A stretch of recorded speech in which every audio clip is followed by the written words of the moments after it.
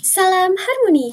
Hai semua, perkenalkan nama saya Putu Diah Kirana Purnama Dewi dengan NIM 25290610002. Pada mata kuliah Trihita Karana ini, saya akan membahas tentang implementasi nilai-nilai Trihita Karana dalam tata ruang suatu wilayah dan integrasinya ke dalam kurikulum dan pengajaran di SMP.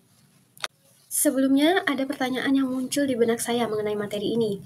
Bagaimana prinsip harmoni Trihita Karana bisa kita terapkan saat mendesain tata ruang sebuah wilayah dan bagaimana integrasinya ke dalam kurikulum dan pengajaran SMP? Mari kita bahas bersama-sama di sini. Nah, Trihita Karana merupakan unsur pembentukan Buana Agung atau sebutannya makrokosmos dan Buana Alit atau sebutannya mikrokosmos, di mana keselarasan antara keduanya menjadi tujuan utama. Dalam konteks makrokosmos, pembagian wilayahnya dikenal dengan sebutan Triloka dan Trimandala, di mana ini terbagi lagi menjadi 3. Ada alam atas atau Swahloka, yang merupakan zona yang paling suci atau tempat bersemayamnya para dewa atau roh suci. Nah, dalam tata ruang pura atau pemukiman, area ini adalah tempat persembahyangan utama. Yang kedua, ada alam tengah atau buah loka yang merupakan area tengah yang fungsinya itu sebagai tempat beraktivitas atau melakukan kegiatan sosial, entah itu melakukan persiapan upacara ataupun aktivitas lainnya. Yang ketiga, ada alam bawah atau burloka. Nah, burloka ini merupakan zona paling bawah, makanya sini sebutannya Nista Mandala. Nah, area alam bawah ini merupakan tempat melepaskan unsur-unsur negatif. Area ini digunakan untuk kegiatan yang bersifat duniawi atau sebagai pintu masuk dan tempat pelepasan. Jadi contohnya itu bisa ditempatkan di sana parkir, area penyengker, ataupun saluran air pada rumah. Setelah makrokosmos, sekarang kita bahas mikrokosmos atau Buana Alit. Nah, pada bagian Buana Alit ini, pengelompokannya dibagi menjadi 3, yang dikenal dengan sebutan Triangga.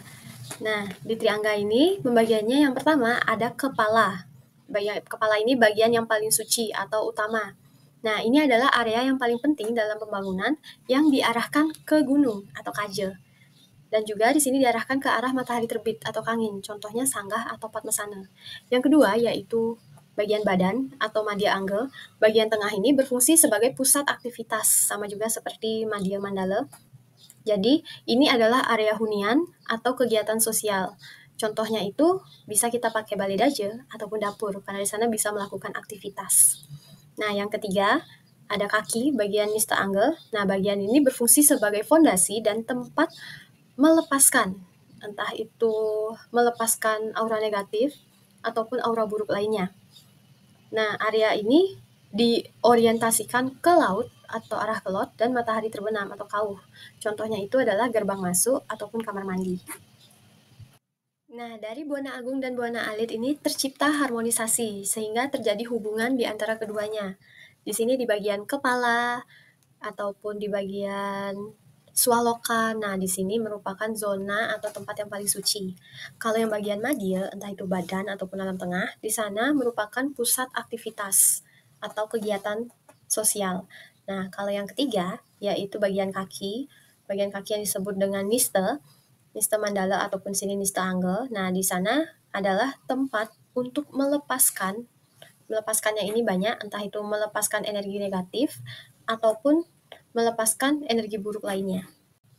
Nah, ketika kamu ingin membangun suatu hunian ataupun bangunan lainnya, kamu bisa menerapkan Sangha Mandala. Nah, Sangha Mandala ini masih berkolerasi dengan Trihita Karana. Bedanya kalau di Sangha Mandala ini, kamu membagi menjadi 9 zona.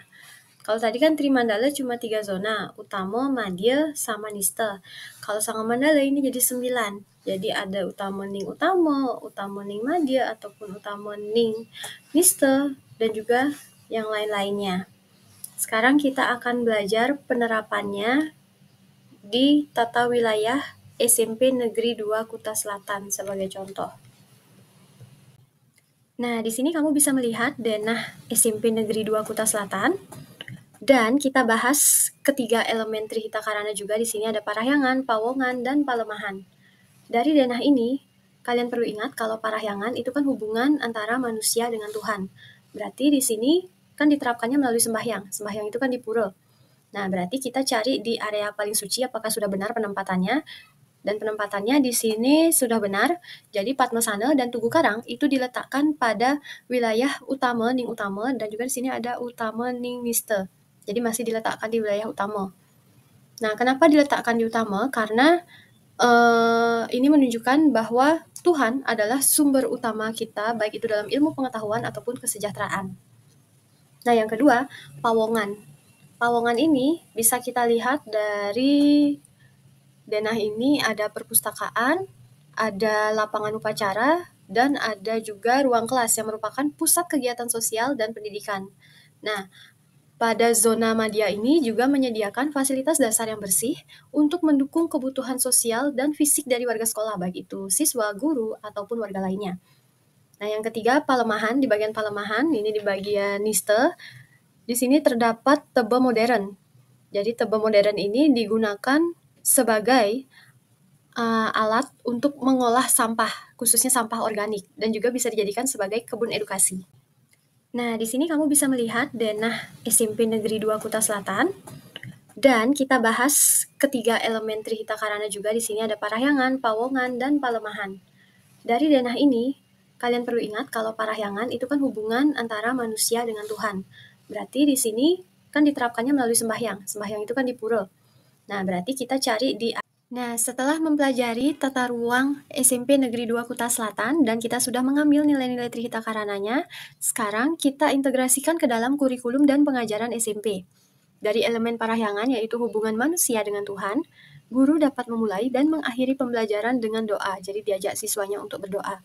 Yang kedua, guru melibatkan siswa dalam kegiatan upacara keagamaan di sekolah ataupun kegiatan sosial keagamaan seperti tirtayatra.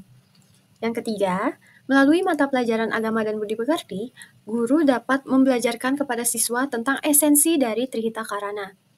Nah, yang keempat, guru juga dapat menanamkan nilai kejujuran dan rasa syukur kepada siswa.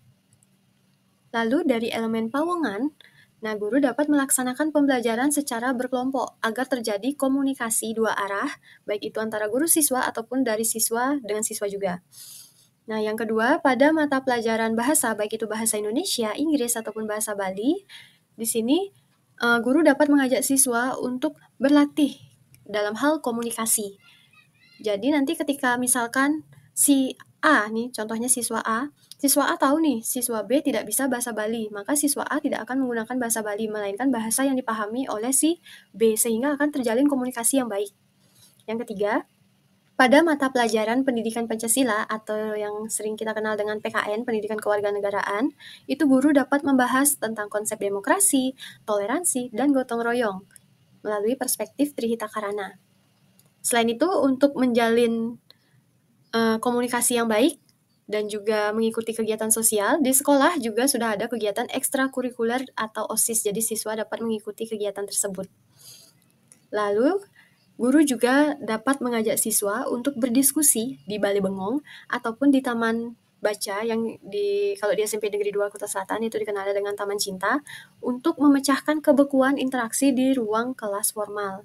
Jadi biar nggak sumpek di kelas saja, boleh mengadakan pembelajaran di luar kelas. Nah, sekarang kita ambil dari elemen palemahan. Kalau dari elemen palemahan ini kan hubungan antara manusia dengan alam. Dapat kita terapkan, jadi pada saat mata pelajaran seni budaya, itu ada juga materi yang menggunakan bahan dari alam untuk menciptakan karya seni. Entah itu untuk buat tapel, ogoh-ogoh, ataupun karya seni lainnya. Nah, yang kedua, untuk menjaga alam, para siswa dapat melaksanakan piket secara rutin untuk membersihkan kelas, halaman, seperti itu. Yang ketiga, di sekolah juga memanfaatkan tebe modern. Jadi tebe modern ini adalah tempat untuk mengolah sampah organik. Jadi ini prinsipnya 3R juga, reduce, reuse, dan recycle. Sehingga sampah organik di sini bisa diolah dengan baik. Apabila tata ruang suatu wilayah termasuk sekolah tidak sesuai dengan prinsip Trihita Karana, terutama melanggar hierarki Trimandala, konsekuensinya adalah terjadi ketidakseimbangan. Contohnya, misalkan ketika kita menempatkan Pura, Padmasana, Pelinggi di zona nista, maka akan dianggap sebagai penghinaan spiritual dan menghilangkan taksu serta mengganggu kedamaian batin dari warga. Jadi masa ketika sembahyang kita harus mencium bau toilet, yang seperti itu contohnya. Yang kedua, tata ruang yang tidak tertata, misalkan kantin atau area bising dekat ruang kelas. Jadi kalau misalkan nih, kalau kantin kita letakkan dekat dengan ruang kelas. Jadi ketika jam istirahat, siswa kan keluar. Sedangkan masih ada siswa lainnya yang masih belajar di dekat area kantin pasti akan merasa terganggu karena suara ribut yang berasal dari orang yang berbelanja di kantin. Seperti itu. Yang ketiga, ketidakpedulian terhadap zonasi akan menyebabkan kerusakan lingkungan.